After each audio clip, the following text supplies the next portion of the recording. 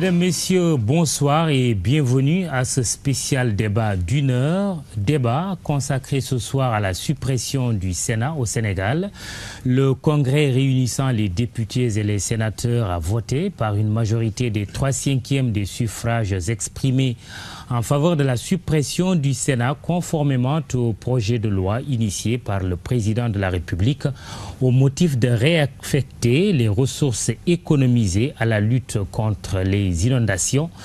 Un argument rejeté par l'opposition parlementaire qui dénonce une démarche politicienne, une opposition amenée par le PDS qui a quitté la salle du Congrès au moment du vote. Nous accueillons dans ce débat d'abord au téléphone le professeur agrégé de droit et de sciences politiques Ismaël Madior Fall et l'ancien président du groupe parlementaire libéral Doudou Wade. Ensuite, sur ce plateau, Samba Diouldé Thiam, député, 3e vice-président de l'Assemblée nationale et membre de la coalition au pouvoir Benno Bokk Yakaar. Mamadou Lamine Keïta, ancien ministre, membre du Parti démocratique sénégalais, et Fadel Barro, coordonnateur du mouvement Y en a marre. Bonsoir à tous. Bonsoir. Nous allons d'abord prendre au téléphone le professeur Ismaël Madior Fall. Bonsoir, professeur. Oui, bonsoir, Mamoudou. Professeur, la première question, est-ce que la procédure a été respectée tout au long du débat, d'abord à l'Assemblée nationale, ensuite au Sénat, retour à l'Assemblée nationale et puis aujourd'hui le Congrès? Est-ce que la procédure a été respectée? Oui, globalement, je crois qu'on peut dire que la procédure a été respectée, en tout cas la procédure telle qu'elle est décrite à l'article 103 de la Constitution.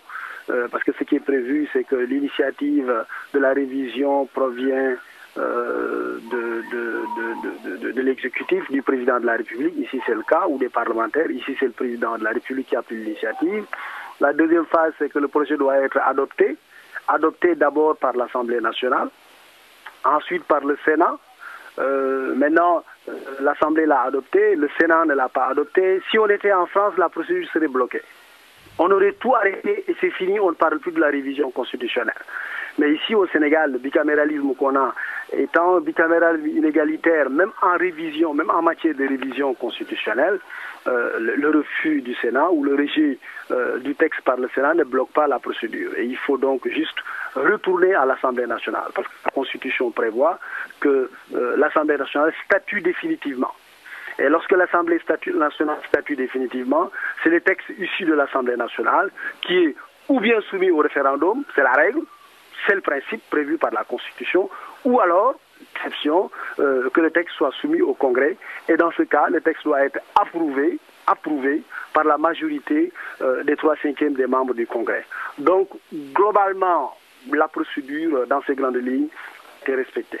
Justement, on a entendu aujourd'hui le président du groupe parlementaire de la minorité dire que cette procédure est illégale parce que tout simplement le président de la République a convoqué le Congrès le 17, alors que le 18, le lendemain, l'Assemblée devait adopter à nouveau le texte et que pour lui, ce n'est pas régulier et ils vont d'ailleurs saisir les juridictions compétentes pour attaquer cette procédure. Oui, bon, le problème ici, c'est quoi? C'est qu'au fond, la Constitution n'est pas très diverte sur le Congrès. La Constitution ne dit pas grand-chose sur le Congrès. D'ailleurs, le mot Congrès, c'est figure juste une fois dans la Constitution. Donc, autrement dit, il n'y a pas une réglementation de la convocation du Congrès, de la manière de délibérer du Congrès, même s'il y a un embryon de règlement intérieur qui existe pour le fonctionnement du Congrès. Donc il n'y a pas, autrement dit, d'encadrement juridique assez systématique et assez élaboré du Congrès. De telle sorte qu'au fond, les règles ne sont pas si claires que ça, et donc on peut que se référer à la pratique, aux usages parlementaires. Et donc, bon, ici, à mon avis, je ne peux pas vraiment dire qu'il y aurait, à mon avis, une illégalité dans la procédure de convocation du Congrès, parce que je ne vois pas les bases de cette illégalité. Bon, maintenant, vous savez, l'opposition aussi est dans son rôle. Dans une démocratie, l'opposition a le droit de critiquer, de s'opposer et même d'utiliser toutes les voies de droit qui s'offrent à elle.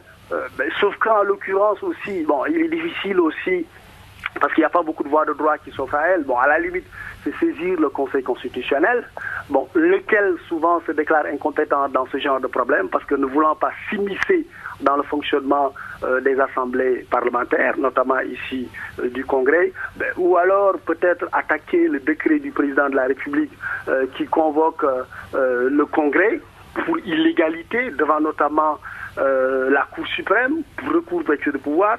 Bon, là aussi, c'est une possibilité juridique, mais les chances sont minces. Pourquoi? Parce que dans la jurisprudence administrative, les décrets du président de la République portant dissolution de l'Assemblée nationale, convocation des parlements en session extraordinaire ou convoquant le Congrès sont traditionnellement considérés comme des actes de gouvernement insusceptibles de recours pour excès de pouvoir. Donc oui, il y a bien des possibilités de recours, mais les recours, je crois, n'ont pas beaucoup de chances de prospérer en l'espèce. Très bien. Professeur Ismaël Madior Fall, merci. On se retrouvera tout à l'heure au téléphone, tout comme Doudou Wade va arriver sur la ligne tout à l'heure. Doudou Wade, ancien président du groupe parlementaire libéral. Sur ce plateau, je le disais, c'est Samba Diouldétia, Mamoud Lamine Keïta et Fadel Barro. Première question à Mamoud Lamine Keïta du PDS. Alors, pourquoi, selon vous, il fallait ou fallait-il oui ou non supprimer le Sénat? C'est quoi votre position? Merci beaucoup. Permettez-moi tout d'abord de saluer M. Thiam, M. Barro, de saluer l'ensemble de vos téléspectateurs, de vous remercier également pour cette opportunité que vous nous donnez de nous prononcer sur une question essentielle liée à la vie de nos institutions. Avant de répondre directement à votre question, je voudrais en quelques mots quand même donner mon appréciation par rapport à ce que nous venons d'entendre du professeur Ismaël Madior Fall, qui est un grand constitutionnaliste que nous respectons. Mais je crois qu'à bien l'écouter, il a lui-même été très nuancé. Il a dit globalement.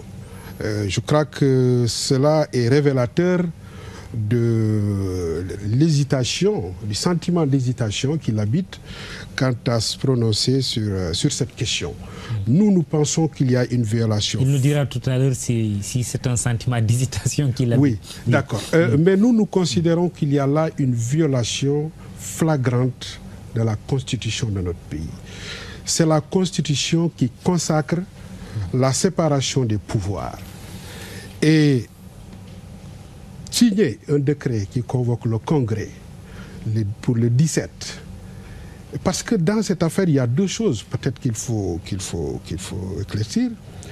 Le décret que le président a pris a convoqué le Congrès pour le 17. Ça, c'est le premier problème, alors que le Congrès se réunit le 19, sur la base de cette première convocation. Deuxièmement, le président a convoqué le Congrès avant même que le texte ne passe pour seconde lecture à l'Assemblée nationale. Autrement dit, le président était en train de donner injonction à l'Assemblée nationale aux députés. Ou bien il était en train de ne pas se préoccuper de ce qui aurait pu être l'issue de cette seconde lecture du texte qui passe devant l'Assemblée nationale. Nous pensons que ce principe de séparation des pouvoirs, qui est un principe fondamental, aurait recommandé que le président attende que l'Assemblée nationale, pour une seconde lecture, adopte le texte pour convoquer le Congrès. Donc, nous avons bien suivi ce qu'il a dit, mais nous croyons que nous sommes fondés à saisir les juridictions compétentes pour une tenue du Congrès dans des conditions d'irrégularité. Très bien. Et pourquoi